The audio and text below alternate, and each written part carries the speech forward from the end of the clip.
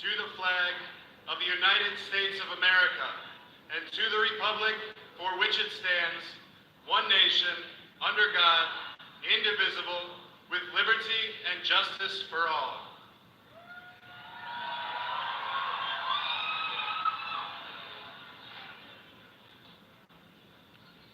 Thank you, Andrew, for leading our pledge, and to Julie for that absolutely stunning performance.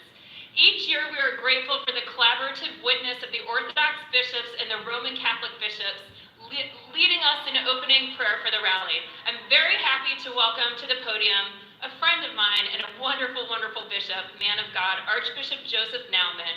Archbishop, yes, our friends in Kansas City, you know him well. Archbishop Naumann from Kansas City, Kansas, and he's a member of the Committee of the Pro-Life Activities for the United States Catholic Conference of Bishops.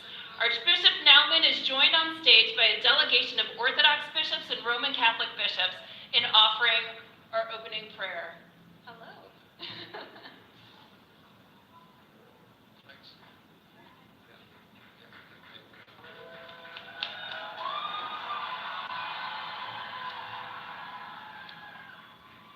Well, it's a privilege to be with you and to offer this prayer today. I'm substituting for our Pro-Life Committee Chair, Bishop Dan Thomas, who had a death in his family, so couldn't be with us. But I just want to say, Jeannie Mancini, she's one of my heroes, and we thank her for her leadership.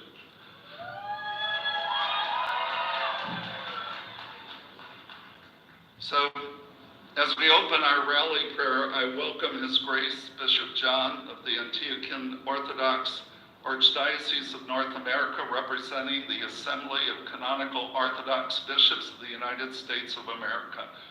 And we're joined by a delegation of brother Orthodox and Catholic bishops from all across the country. I especially welcome all of you who've gathered in this vast crowd as we stand together to proclaim our belief in the dignity of the child in the womb and to witness to the sanctity of all human life. This is why we march. And so let us pray. Almighty and eternal God, author and sustainer of the gift of human life, we, your sons and daughters in Jesus, your Son, come before you as stewards of this great gift. Hear our humble and heartfelt prayer. May we never fail to protect and value human life from the first moment of conception through to the moment of natural death.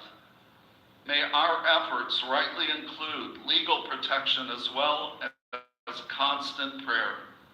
May we continue to do penance for the cruel and tragic offenses against the divine dignity of human life, especially by abortion. May we be instruments of your love and compassion for any pregnant mother in need and all those who have been wounded by abortion. We turn to you, Father of us all, for your grace and power to fuel anew in our time the ever-present need to build up the culture of life. May this culture of life bring fresh energy for pro-life initiatives in every part of our nation. May this culture of life find new strength among families, in our homes, our schools, our parishes, our workplaces, indeed among all men and women in our human community. May this culture of life bring aid and assistance for those whose lives are in any distress, especially in facing new threats against the dignity of human life. Ever-living God, pour out your abundant blessing upon all who will march for life today and upon all who join with us in spirit and prayer. May they have the fire of your Holy Spirit to never tire of the crusade for life whose origin is in you.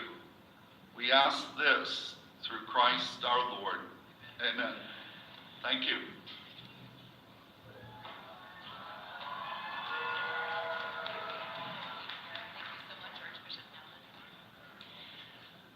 Well, thank you so much, Archbishop Naumann, and our Orthodox and Catholic bishops. We're so very happy, very, very pleased to have you here and grateful. So whether this is your first March for Life or you're a seasoned veteran, and I see some of you out there that are seasoned veterans right in the front row here, but I met many in the hotel this morning that this is their first March for Life. I just really do want to honor you and thank you for making history by being part of our world's largest annual human rights demonstration. You, by being here, are advocating for the poorest of the poor. You are advocating that social justice begins in the womb. Thank you for standing on the right side of history and for being here. We are so very, very grateful. The theme for the 52nd Annual March for Life is Life, Why We March. It's a very simple reminder of the basic and beautiful truths about why we're all here today. The first and most foundational point of our theme is that every human being, regardless of race, regardless of disability, regardless of religion, gender, size, or stage of development in the womb, every single life has inherent human dignity, and it is just that case. Marchers, can I ask you a question?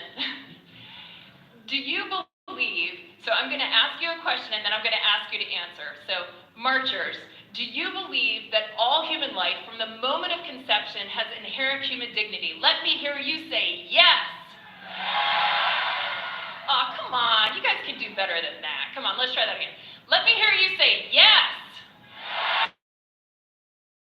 Yes. Okay. For the second point of our theme, science and technology. Marchers, I believe in miracles. But you know what? Even if you don't, science is on the side of life. Science shows that life begins at the moment of conception and fertilization. From that time on, we know that a new human life in the womb possesses its own genetically unique DNA and is different from its mother and father. Because of modern technology, we can see at just 6 weeks, expectant parents can view their child's ultrasound and see that a baby's heart is beating, and by 12 weeks, other organs have formed. And these are only a handful of the many moments of gestational development that give witness to the inherent dignity of life that is unrepeatable, valuable, and entirely worthy of our love and protection. So let me ask you, marchers, do you believe that science and technology are on the side of life? Let me hear you say yes. That's a little better, thank you. The third point, the pro-life movement is at its heart with every woman and for every child. Tragically, we live in a culture that presents confusing, misleading, and even false messages to women in this regard. And one of the worst and most offensive messages is that abortion is necessary for a woman to flourish and succeed. Yet, the tragic reality is that 60% of women who have chosen abortion say that they would have preferred to choose life if they had the requisite financial and emotional support. Women need to know that they are strong and capable, and that the pro-life community will love and support them long after the child is born. And that's why there are well over 3,400 community-based pregnancy care centers across America that help women, thank you, that will help women and families who want to keep their children. And a whopping 83% of Americans on both sides of the political aisle support the work of pregnancy care centers. We just saw this week from a Marist poll that came out thanks to the Knights of Columbus. Marchers, let me ask you, will you commit to supporting women who are facing an unexpected pregnancy? Let me hear you say yes. Let's try that one again. Let me hear you say yes. On the fourth and final point of the theme, the power of telling your story. For over a decade, we at the March for Life have used the hashtag #WhyWeMarch on all social media related to the March for Life. Why? Because your stories matter. Your stories can change people's hearts and minds on this issue. At the March for Life, we're in the business of changing hearts and minds. Our goal is to make abortion unthinkable. Your stories will help us reach that goal. Why are you here? Why are you pro-life? Each of you has a reason, and when you share that reason, your witness makes a difference. Marchers, can you commit today in the next 2 hours on social media to using the hashtag #WhyWeMarch and telling your story. Let me hear you say yes. Thank you. Now, I'd like to show you a video about our March for Life theme, Life, Why We March. Being on the right side of history isn't always popular or easy. Through the third trimester, the bill has Following the no abortion limit. procedure, the babies were born alive. Pregnancy resource centers are on high alert. Pro-abortionists have firebombed the pregnancy When center. culture is spreading lies about the dignity of life, and it seems like we're in a losing battle, we might feel like giving up.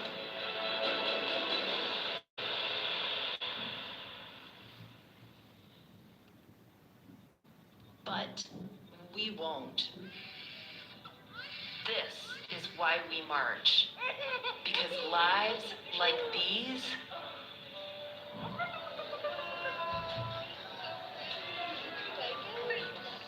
turn into these.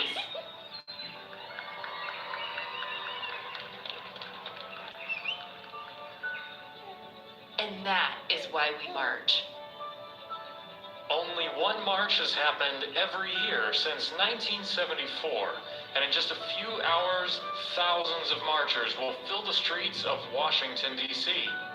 We're here to march and to show solidarity for the baby in the womb. We march to be a voice for the voiceless. We march to end abortion. We march for both mom and baby. I just want every single baby to be valued and every single woman to know that she is important and she should be loved. They're partaking in the annual March for Life, the largest human rights display in the world. Because every single life deserves a chance. That is what real human flourishing looks like. And that is why we march.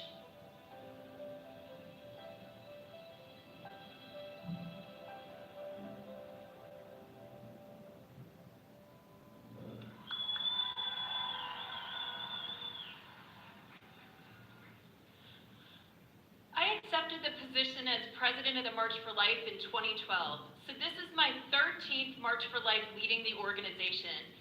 There have been so many opportunities, responsibilities, and challenges that have come with my role. But one of the absolute highlights, something that always gives me joy and hope, is you, the marchers, the advocates, the mothers, and the babies. Your love, your enthusiasm, your courage, your compassion. You have motivated me and our fantastic March for Life team and board. Each year leading this organization, I have felt that God was giving me a vision for what I thought the March for Life should be and could be under my direction.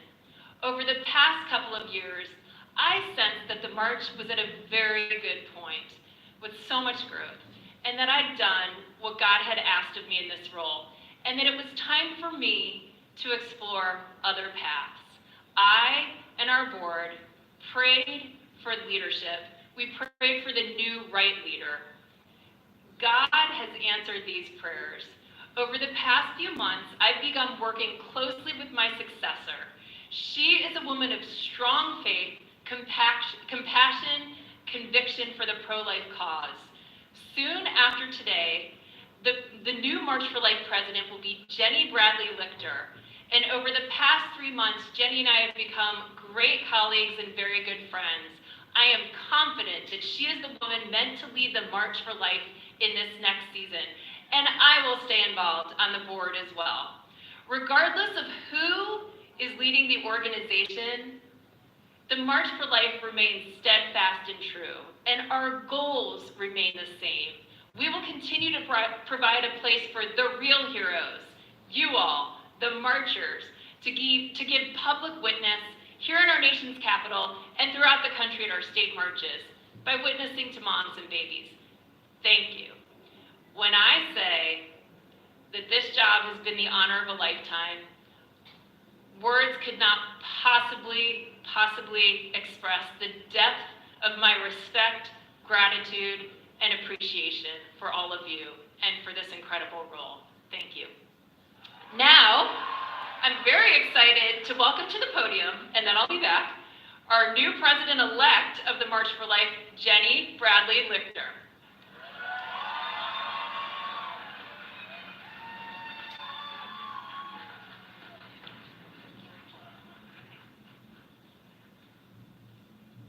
Hello, marchers.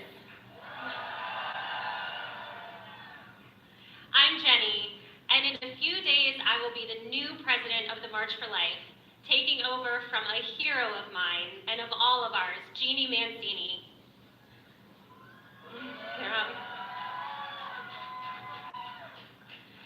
This is my first time standing up here at the March for Life, but it is not my first march. I wonder if there's anyone here who came to DC on an overnight bus ride. Well, that was me 24 years ago for my first March for Life. I was a college freshman at Notre Dame. Go Irish, I see you out there. I rode the bus through the night, slept on the floor at a Catholic parish across the river, and had an absolutely amazing experience at the march. Since then, I've been back so many times with classmates, friends, coworkers. Then I started bringing my husband, Brian. Where is he? Here he is. That's Brian. And in recent years, our 3 kids. You guys want to leave? But I've never forgotten my first march and the life-changing impact it had on me when I was still a teenager. I never could have dreamed on that day that I would eventually lead the March for Life and get to greet my fellow marchers and my friends from up here. I know that in this crowd today there are so many future pro-life leaders, maybe even my successor as president of the March for Life. I know that there are so many current pro-life leaders here, including so many young leaders who witness to people around you about the beauty and the preciousness of every single human life, no matter the circumstances. You are here because you all know that unborn people are people too, and they have a right to life just like the rest of us. You know that the wantedness of a human being doesn't determine our value. You know that it's right and good to stand up for people who are too small to defend themselves. You know that abortion hurts women, that abortion hurts everyone it touches.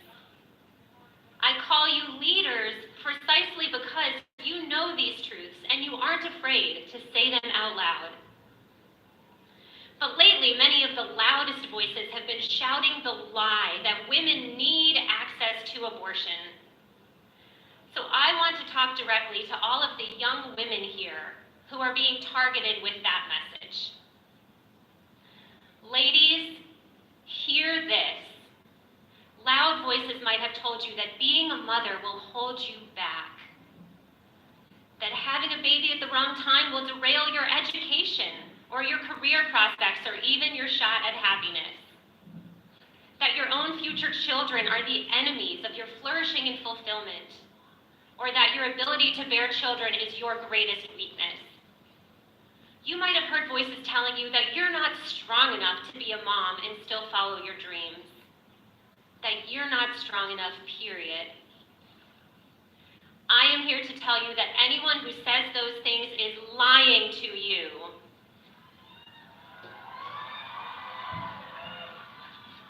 You are strong enough. Motherhood is so empowering. It will make you tougher and happier and more fulfilled than you ever imagined possible. Motherhood will stretch you. Your heart will grow and grow and grow, no matter the circumstances. And if you are ever in a situation where you can't care for your baby, you are strong enough to entrust your child to another loving family through adoption. Don't ever let anyone tell you that you aren't. Young men, I want to talk to you for a minute too. Don't let anyone tell you that the way to love the women in your lives is to support abortion, let alone push them towards abortion when things look tough. People are lying to you when they say that your education or your economic security hinges on your right to kill your child in the womb. That is not what you or the women you love need. It will not make you happy. The women you love need men who are strong and confident enough to embrace the beauty and the messiness of life, no matter the circumstances. That's real love and real strength.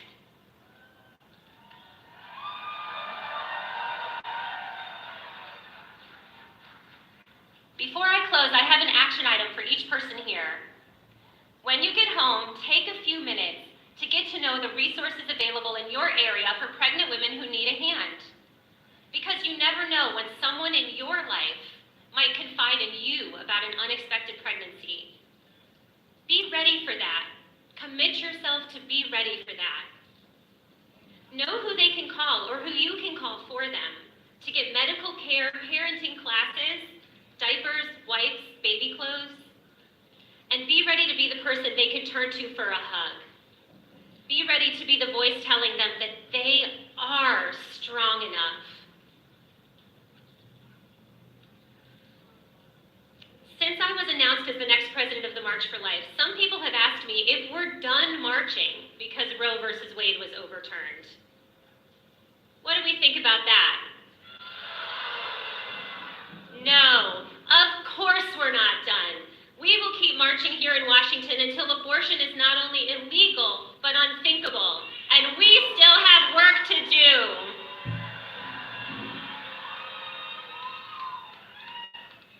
So we are so not done, marchers.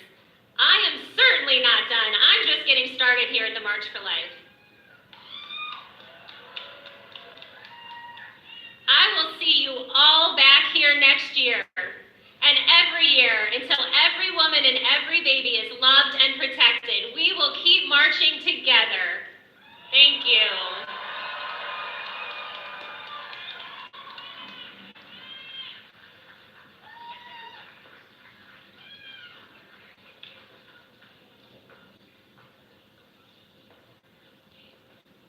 Okay, isn't she awesome?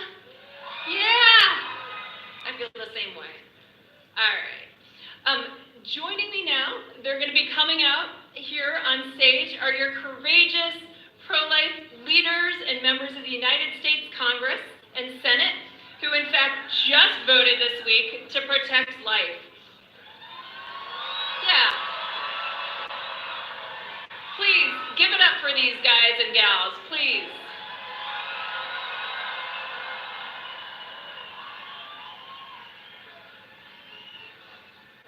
I'd like to take a moment to recognize and thank each one of them, not only for marching with us, but for their work protecting both mother and child. So we are joined by Senator James Langford from Oklahoma. And if you're from the state of this representative, be sure to really cheer loudly here. Okay, anyone from Alabama for Senator Katie Britt? Senator Joni Ernst from Iowa.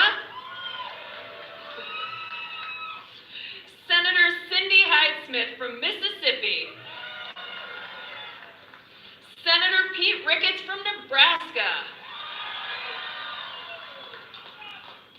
And moving to the U.S. House of Representatives, Congressman Andy Biggs from Arizona. Congresswoman Julie Fedorchak from North Dakota. A little closer to home, Congressman Andy Harris from Maryland. Congressman Bob Latta from Ohio. Yeah, got a lot from Ohio. Congressman John McGuire from Virginia. Congressman Bob Onder from Missouri. We'll be hearing from him in a little bit. Congressman Chris Smith from New Jersey. Congressman Derek Van Orden from Wisconsin. We're also blessed to have among us today Governor Jeff Landry from Louisiana. We We are so honored to be joined by these elected leaders who are fighting for life across the nation and on Capitol Hill. I'm also delighted to be joined today by two incredibly dedicated leaders in Congress, Leader Thune and Speaker Johnson. We're honored to have both the U.S. Senate Majority Leader, John Thune of North Dakota,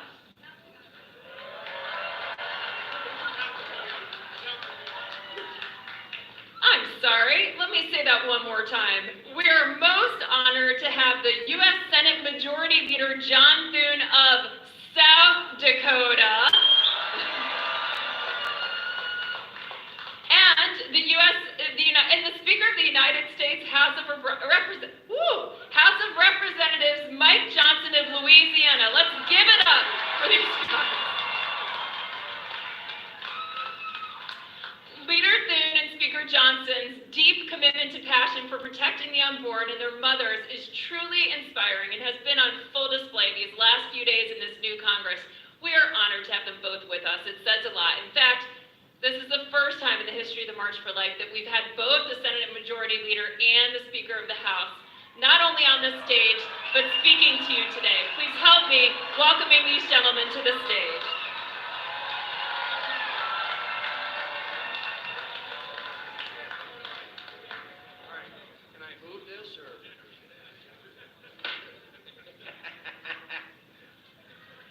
Well, good afternoon, pro-lifers. It feels like a South Dakota day here. Ladies and gentlemen, I'm grateful to the March for Life for inviting me to be here with you today. And I am nothing short of inspired looking out at all of you. We stand here today, you stand here today, to bear witness to the beauty and goodness of every human life, to remind people of the great truth upon which our country was founded, that all men and women are created equal and endowed by their Creator with certain inalienable rights, that among these are the right to life, to liberty, and the pursuit of happiness. And I know that some days fighting for the right to life can seem like an uphill battle. But I want you to look around you today at the tens of thousands of Americans who will march up to Capitol Hill with you today, and I want you to remember, you are not alone.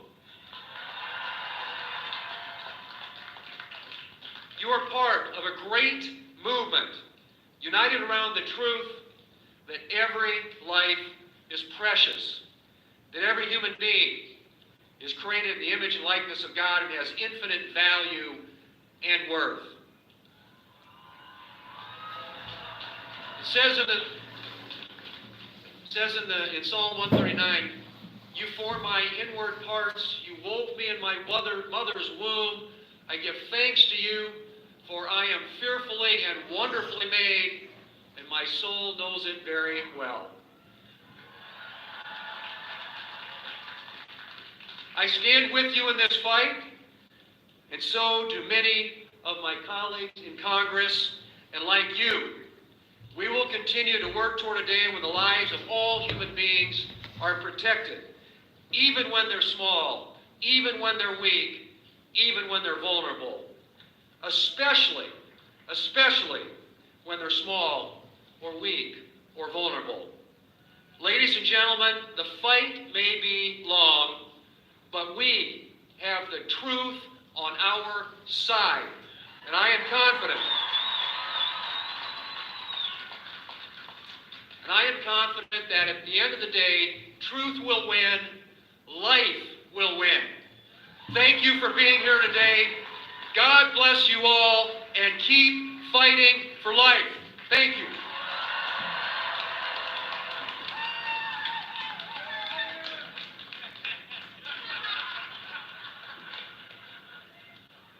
Good morning or afternoon. We're so glad that you've joined us here in Washington, D.C. Thank you for making the trip. It really is a great encouragement to all of us to see all of you, so many pro-life Americans here to stand and march for the sanctity of human life. I stand here with these colleagues of mine, these leaders for life, and it means so much to us to see all of you. For 52 years, this event has united millions of pro-life Americans just like us for the common purpose that we believe that every child has the right to life. For 2 decades, before I was elected to Congress, I served as a constitutional law attorney, and I litigated cases to defend our fundamental freedoms like religious liberty and the sanctity of human life. And now in this role that I have as Speaker of the House, I'm working to defend those freedoms in a different way. And the good news is there are many leaders here in Congress, just like the ones standing behind us here, who are committed to doing that same thing. And of course, my friends, it is a new golden age in America, and now we have President Donald J. Trump back in the White House.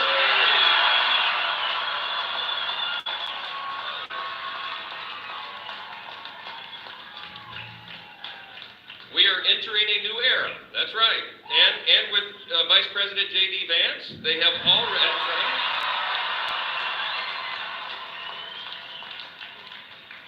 This new White House has already shown its resolve. It's one of his first official acts. President Trump just freed and pardoned nearly 24 wrongfully imprisoned pro-life activists.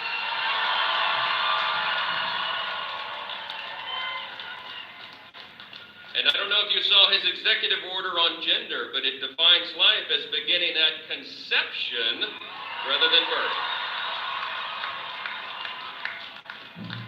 And in Congress just yesterday, the House passed the Born Alive Survivors Protection Act. It is a matter, that's right, it's a matter of basic humanity to ensure that a child who survives an abortion attempt should be cared for as he or she is lying on the table gasping for breath. But I am so sad to tell you that only one House Democrat joined us in voting for that bill. It's incredible, really, but it demonstrates just how important events like this today are. My friends, House and Senate Republicans are committed to protecting innocent life. We will do it. As we near the 250th anniversary of our great nation, we remember that at the heart of our grand experiment in self-governance is the recognition of the right to life, as Leader Thune just said. America is premised on the self-evident truth that every single person is made in the image of our Creator, God. And thus, every single person has inestimable dignity and value. And your value is not related in any way to the color of your skin or what zip code you live in or what you do for a living. Your value is inherent, that is given to you by God. Well, that's right. What we need today is a new generation of leaders and activists like William Wilberforce and Frederick Douglass, men and women who will courageously use their voices to defend others.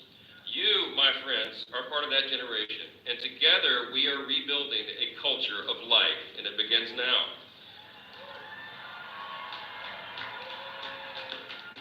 By sharing your time and influence, by volunteering to assist pregnancy resource centers, all the very practical ways that we can assist, using our voices, using our influence, it's going to make a difference. I'll close with this.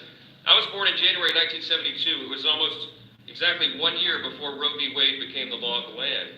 I was the product of an unplanned teen pregnancy, and I am so eternally grateful that my mom and dad ignored all the people who told them to just take care of that problem, and they chose to embrace life and to have me, the first of their 4 children. If they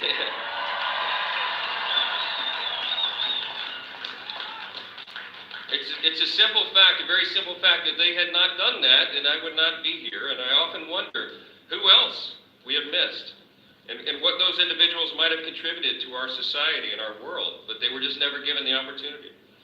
I often wonder when we as a nation will face that reality and turn our hearts back to the self-evident truths that we boldly proclaimed in our nation's birth certificate in 1776, as was said earlier, that all people are created equal, and that all people are endowed by our Creator with the right to life. Let's keep working to ensure that more eyes are open, that more people will embrace those timeless truths, and that all children will be allowed the incomparable gift of being born. Thank you for being part of this movement and this noble cause. God bless this march, and may God bless the United States of America. Thank you.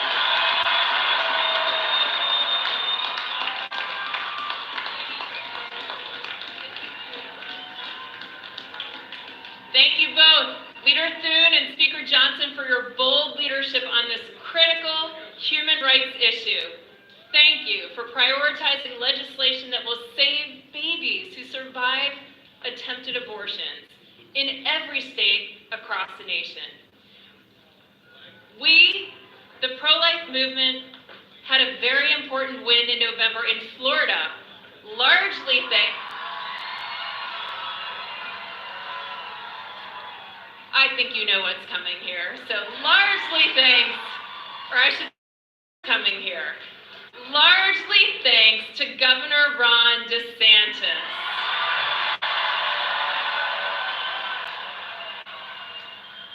Oh gosh, his strength, commitment, and dedication ensured Florida's moms and babies were protected from the pro-abortion lobby's attempt to enshrine a right to abortion in their state constitution.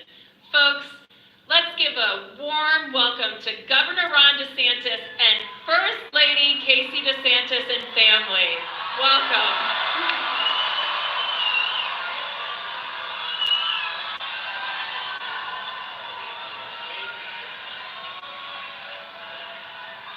Well, thank you for marching for life. Yeah, I kind of feel like we have a lot of momentum. So there's this issue that the president has introduced, which I'm supportive of, to say the Constitution doesn't give birthright citizenship to people that are here illegally. I think that's the decision of the Constitution, but it's interesting. Not everyone likes that. And so the New York Times had a hit piece going against this. And here was their headline: "Undocumented women ask, will my unborn child be a citizen?" So the New York Times is admitting it's not just a clump of cells. Let's welcome the New York Times to the pro-life movement. Wow.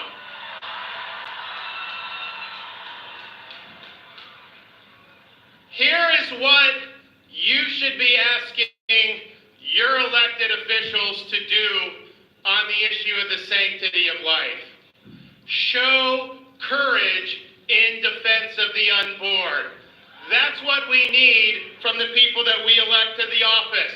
The sanctity of life does not depend on poll results. It doesn't depend on which way the wind is blowing.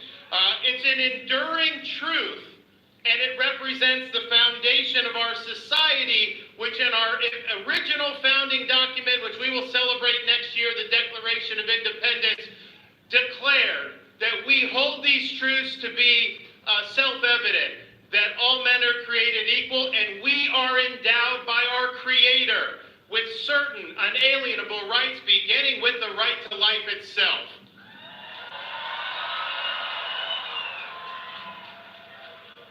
And I remember when Dobbs came down, it was a big victory for the pro-life movement, but a lot of people didn't necessarily know, what were you going to do? What was the left going to do? There were all these things going, and what the left did is they poured hundreds of millions of dollars into these ballot initiatives. And in 2022, they swept the country. I think they won every single ballot initiative in favor of many times abortion on demand until birth.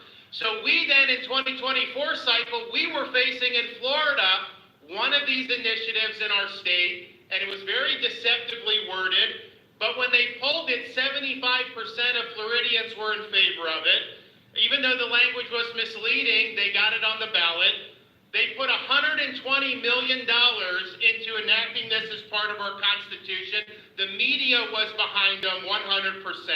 Now, this would have been the most radical amendment in the nation. It would have led to 40,000 abortions in Florida every single year and would have made Florida the epicenter for abortion tourism, because we're in the southeast, which is the most pro-life part of the country.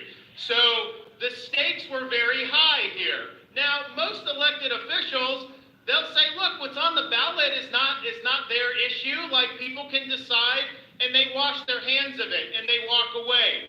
But you know, I remember a great man once said, the only thing necessary for the triumph of evil is for good men to do nothing. So we were not just going to sit around in Florida and do nothing. We had a responsibility to lead the charge and to do something that most people said was impossible: defeat a a pro-abortion ballot measure in a state who, quite frankly, does not necessarily have overwhelming pro-life sentiment. And so this was very difficult because what the pro-abortion side does, they don't tell the truth. They rely on a blizzard of lies to try to be able to enact these things. So if you turned on TV in Florida last fall, you were told that Florida's heartbeat bill somehow didn't allow pregnant women to get health care when they had a miscarriage, or all these other things, which were bold-faced lies. They never made the case as to why you should have elective abortions on demand up until 9 months. They never made that case. They were focusing on running commercials that were lying about what we were doing in Florida. So this was difficult because, people see it on TV and they think it's true. So this was all hands on deck. So we decided we had no choice but to dig in and lead, that we had all these lives that depended on this. So we raised millions of dollars. We mobilized activists, not just in the state of Florida, but around the country to come and help in Florida. Many of you were part of that. We pressured our elected officials to get involved. We barnstormed the state. I had physicians against Amendment 4. We had survivors of abortion talking against Amendment 4. You name it, we did it. We even mobilized our state agencies, and we ran public service announcements dispelling the lies that were being told about Florida's heartbeat bill. But we were doing this, quite frankly, against the tide of public opinion. The wind was in our face.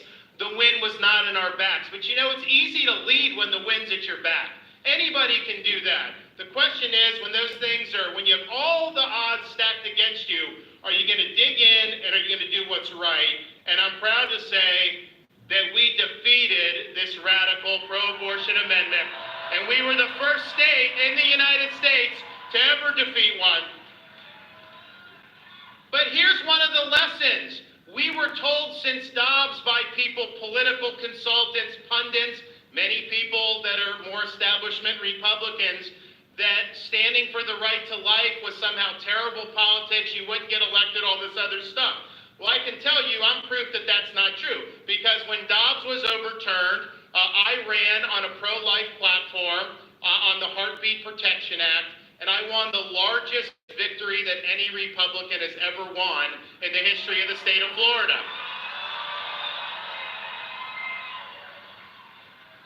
And I can report to you now, years later, not one single member of the Florida legislature has been defeated for voting for Florida's Heartbeat Protection Act. Not one has been defeated as a result of that. And even more so, to show you the politics isn't what they say, since I signed Florida's Heartbeat bill a couple years ago, we have gained 800,000 registered Republicans on the Democrats since we signed the legislation. So don't let the naysayers say that you got to toss away these important convictions and that you shouldn't stand for the right to life. We showed how it can be done in the state of Florida. We're proud that in the last 6 years since I've been governor, on issue after issue, we have defeated the political left, getting rid of DEI, beating them on illegal immigration, doing all these different things to the point where Florida is now known as the state where woke goes to die. But let me tell you, since we were able to beat Amendment 4, Florida is not only the place where woke goes to die, it's the place where babies go to live. Thank you. God bless you. Keep up the great work.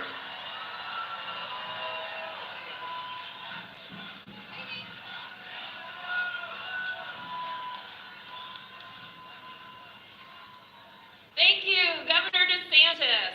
I am now very happy to introduce to you a longtime friend and an ally to the pro-life movement, almost like no other, except we have so many heroes here today. So I am referring, of course, to U.S. Congressman Chris Smith of New Jersey.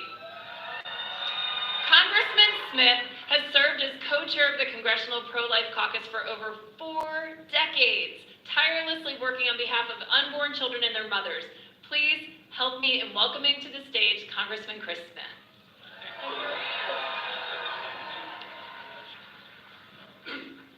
Jeannie, thank you so very much, and Jenny, thank you, the March for Life Committee. What an amazing march, and you do it with such just power. And all of you here today, thank you so much. You know, I met my dear wife, Marie, 52 years ago in the pro-life movement. So to you young people, it can become a dating service. And we've been working the pro-life issue ever since. But from that perspective, both Marie and I have never been more hope-filled than we are today. Thank you, all of you, for being here. Today's March for Life, in our opinion, is an engraved invitation to each and every one of us to seriously recommit and rededicate ourselves to the defense of the weakest and the most vulnerable. To recommit with love and compassion, even for our opponents who don't wish us well. To tangibly assist women, especially through the extraordinary work of pregnancy care centers, in order to protect their precious babies, but also to protect their lives. Thank you, Knights of Columbus, for getting so many ultrasounds into those pregnancy care centers. And their Marist poll just found that 83% of Americans, and I hope the media will take note, support pregnancy care centers. Pregnancy care centers, as all of you know, are under siege by some politicians, but especially by Planned Parenthood, or should I call Child Abuse Incorporated, an organization that has killed over 10 million babies in their clinics. We must end all taxpayer subsidies to Planned Parenthood. Today, we recommit to exposing abortion methods, which the other side never wants to talk about, to a society that has chosen to be blind to the realities of brutally dismembering helpless babies with sharp curettes, knives, and the kids, as we know, feel pain from at least a 12-week on as they're being dismembered. And also the poisoning of babies by literally starving them to death with the abortion pill. I asked the Secretary General of the United Nations in a meeting, Gutierrez, in my office, do you know how the pill works? Because the UN and the WHO, they're all handing it out all over the world. I said, it starves the baby to death. I'm all into world hunger, mitigating it. I've offered 2 bills that passed the House on global food security. He says he's for that too. And yet they're starving little children, and then many of those kids are literally flushed down the toilet. We thank President Trump for defeating not one, but 2 extremist pro-abortion candidates, Clinton and Harris, and for his amazing defense of unborn children. We give thanks to God that abortion President Joe Biden is gone. His morbid, he's gone. With abortionists using executive orders to kill more children, and then integrating one great program like the VA healthcare or global health with abortion. He has hijacked so many programs. President Trump's going to reverse that and J.D. Vance. Let me just conclude by saying that President Trump has done more to protect innocent children than any other president in history. I've been here since 1980 as a member of Congress. We've had great presidents. Ronald Reagan, he was great. Trump has done even more, and that, thank God he's back. Since the reversal of Roe versus Wade, achieved by 3 Supreme Court justices that he appointed, and Justice Alito, who's from our old hometown in Hamilton, New Jersey, half the states have enacted laws to protect the unborn child, saving about 200,000 or more children. We are winning. Kids are surviving because of that reversal. The bottom line, ladies and gentlemen, pro-lifers are a people of persevering faith in God, through prayer and fasting. We will bear any burden. We will endure any attack. We know that the cruel injustice of abortion need not be forever, and that each day, despite setbacks, many unborn children and their mothers have been protected, and they're thriving. We have hope, and we have just begun. Thank you.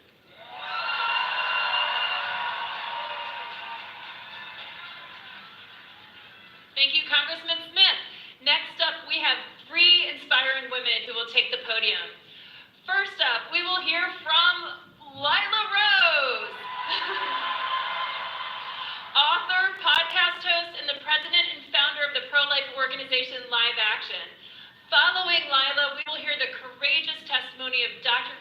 Wheeler.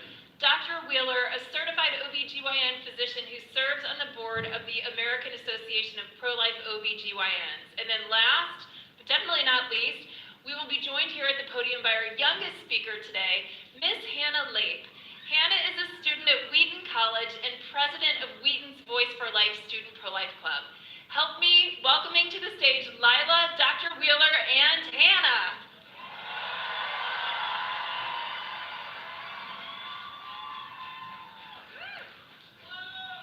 Woo! I am so blown away seeing so many of you here.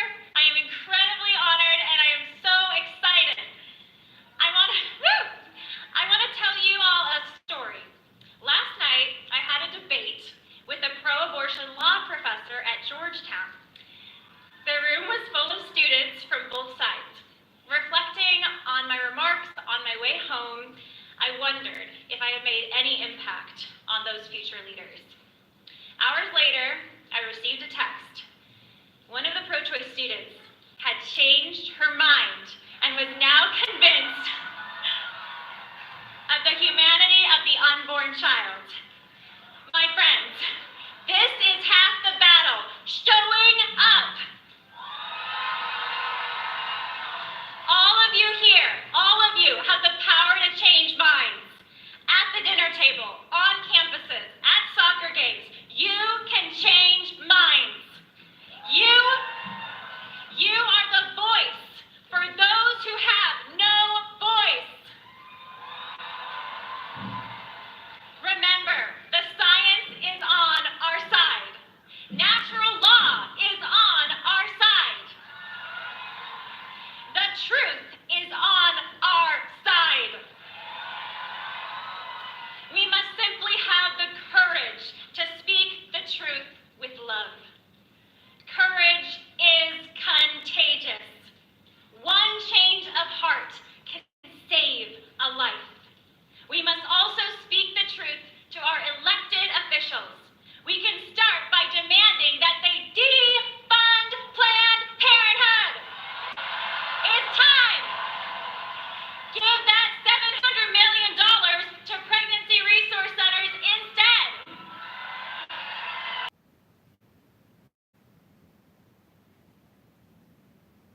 Our time. 1 million of our unborn brothers and sisters are killed every year by abortion. I am so inspired by the incredible love and heroism of Joan Bell, who I believe is here today, and all the other amazing pro-life activists who were granted their freedom yesterday thanks to President Trump and VP Vance. Thank you, Vice President Vance and President Trump. We can usher in a new golden age for America when we protect every life from the moment of conception. This is our moment. I am so proud of all of you, and I'm so proud of what our nation is and will become by God's grace. Make America pro-life again. Thank you.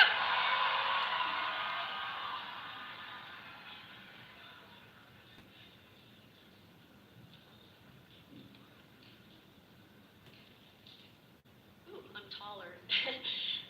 Have you ever looked back and thought, well, I shouldn't plan any of this for my life? Yet life has a way of getting you right exactly where you need to be. I never planned to be an OBGYN. I never planned to be a mother. But then in medical school, I had an unplanned pregnancy. First thing I thought was, my life and my career are over, because isn't that what they tell us women? But the first person I told said, you're going to be an amazing mother. That's amazing. And more women need to hear that. So I immediately fell in love with this little one. Couldn't believe the love and the miracle of getting to grow a baby. My first rotation back after having my first child was OB. And there I was in the room watching my first birth and just falling apart weeping at the beautiful miracle of life. It became a passion for me. I was absolutely hooked. It was my greatest joy right underneath having my children. But then I went to residency, and in residency, I was introduced to abortion, specifically for babies with special needs that we would have called birth defects and anomalies. And we were told in that situation, it's a woman's right to choose. You're not here to judge. If you care about women, this is one of the things that we do in medicine. So for the first time, we didn't talk about the baby or healing. We instead talked about terminating and ending. And for the first time, we completely disregarded and actually intentionally took the life of one of our patients. That was the way I thought about abortion as I did them, that I was helping women. Until one day, and I can't tell you what happened, why, but suddenly the blinders came off. And for the first time, I actually saw the baby I was about to kill with horror. And for the first time, I actually felt the evil presence in the room of what was behind abortion. Somehow I did that abortion. I don't know how. I never did another abortion in my life. And it's been a long road to become 100% pro-life. Yes, thank you, God. My patients always told me the truth about abortion. They told me about how abortion harmed them, about their regret. They would cry to me about their abortions. But when I went to the literature as now somebody who believed in God and knew the horrors of abortion, I found that tragically they'd been lying to me. But my patients told me the truth. I had somebody ask me on an airplane once, how in the world, when you've done something that horrible, do you even get up? And I'll tell you, I came to know Jesus, and I came to know his love. Thank you, God. I came to know his love and forgiveness. And so only because of Jesus can I stand up in front of you today, and only because of Jesus can I tell people the dignity, the humanity, and the amazing miracle of babies, and that abortions not only take innocent lives, but they harm women too, and they harm all of us. So I am here today. If you've had an abortion, as an abortionist, I want you to know how sorry I am. And I know that there are people listening who've participated in abortion some way who don't yet know love and forgiveness, and that you don't have to carry this burden anymore. And to you I say, please contact me. I would love to talk with you. There's the American Association of Pro-Life OB-GYNs. And this is why I march. Life is an incredible, beautiful miracle, and God's grace is available for every single one of us. God bless you. Existed to build a culture of life on Wheaton's campus and to serve local moms, babies, and families. Wheaton is so excited to be here this morning, and we'd like to thank Jeannie Mancini for inviting us to carry the March for Life's historic banner. In 1970, Planned Parenthood committed its first clinical abortion in Syracuse, New York, only blocks away from the hospital where I was born in 2002. This abortion was the first in a decades-long genocide that has taken the lives of 65 million boys and girls in the United States alone. With these 65 million, we mourn too for their mothers. If the abortion industry truly cared for women, it would admit the lethal danger of abortion drugs. It would stop leveraging public confusion for political gain, and because abortion is never medically necessary, it would offer both patients in every pregnancy life-affirming care, mom and baby. Today, we affirm that the pro-life generation will not rest until every single abortion facility in our nation closes its doors for good. We will march until every child is protected by federal law, until abortion is unthinkable, and until every pregnant woman receives excellent prenatal care. With the new administration and the fall of Roe v. Wade, the next 4 years of America's history will be defined either by courage or by cowardice. Abortion is not a states' rights issue to be ignored. It is a fundamental human rights crisis weighing on America's shoulders. Our country cannot be great until the preborn are protected and are protected the right to life. Our confidence in the sanctity of all human life from conception runs deeper than civic responsibility, however. It is a timeless gospel truth. We have the assurance that Jesus Christ is the same yesterday, today, and forever. The risen King who sits in glory at the right hand of the Father is the same humble servant who took on flesh in Mary's womb. He was fully God and fully zygote, fully embryo, fully fetus, fully infant, fully child, and fully man. And so, we celebrate today that every preborn child is knit together in the image of God, and we ask our nation to defend their constitutional right to life, not just for those who are healthy, wealthy, wanted, convenient, or expected, but for until heaven meets earth, when death shall be no more. Thank you.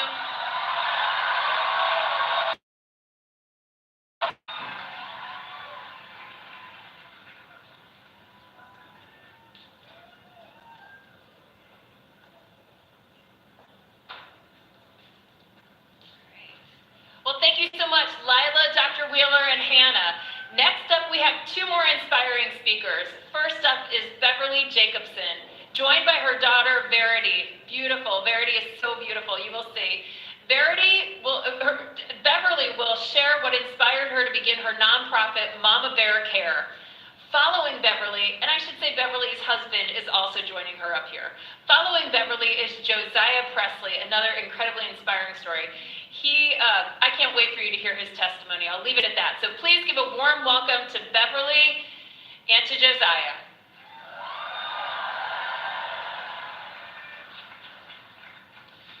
Are there any mama bears here today? Let me hear you if you're a mama bear. You know that mama bear comes out when someone messes with your kid, right? Let me tell you about when I became a mama bear. I was 5 months pregnant, but I wasn't excited. I was terrified. We had been told that our baby girl had Edwards syndrome, and this is a condition they said was incompatible with life. So I was meeting with a specialty doctor because I needed information. I needed hope. I needed someone to show me a path through this. And instead, this is what I heard. So, you're here to talk about your retarded daughter. He went on to say that if she survived, she would be a drain on the family, mentally, emotionally, and financially. Well, let me tell you, Mama Bear woke up, and something changed in me that day, and it changed the course of our whole journey, because as Mama Bear rose up, so did hope. A fierce love swept, driving me to find the tender care that my baby needed. And look, Verity is here with us today. She is about to celebrate her 8th birthday. Yeah.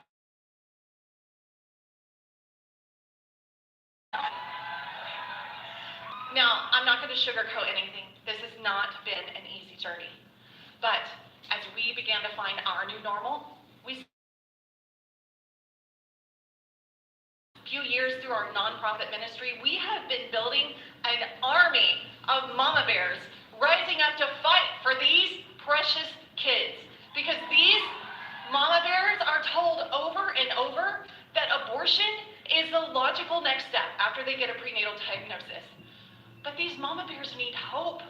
They need to know that there are people and resources to help them. And most of all, these mama bears, they need to know that their baby bears are a gift from God who deserve to be celebrated. I want to invite you to join the Mama Bear movement. You can learn more and get connected with our ministry at mamabearcare.org. And this is where we advocate for fierce love and tender care. So why do I march for life? I march for life because Verity deserves to be celebrated. Why do we all march for life? Because we know that every mama bear and every baby bear deserves to be celebrated. Thank you.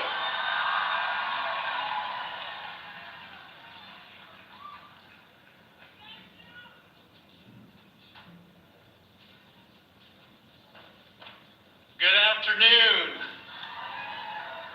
On behalf of the Abortion Survivors Network, I want to thank you all for being here today. I'm adopted from South Korea, and 2 months into my birth mother's pregnancy with me, she decided to have a D&C abortion. This is a type of abortion where the doctor goes into the mother's womb and rips the baby apart and brings them out in pieces. At the time, they thought everything had gone according to plan and they sent her home. But it wasn't until a few months later that she realized realized that the abortion had actually failed and I was still very much so alive. At this point, I was kept and born later on that year. I lived in a foster home for 13 months and then was adopted into the Presley family and raised here in the States. This journey has been a long journey. This journey, it's been a difficult journey, but this has been the journey that God has placed on my life. And today I march to be a voice for those who are voiceless like I was all those years ago. Today I march because when I was unseen and devalued, my God had a different plan. And today we march to declare what our Creator has already declared, that all human life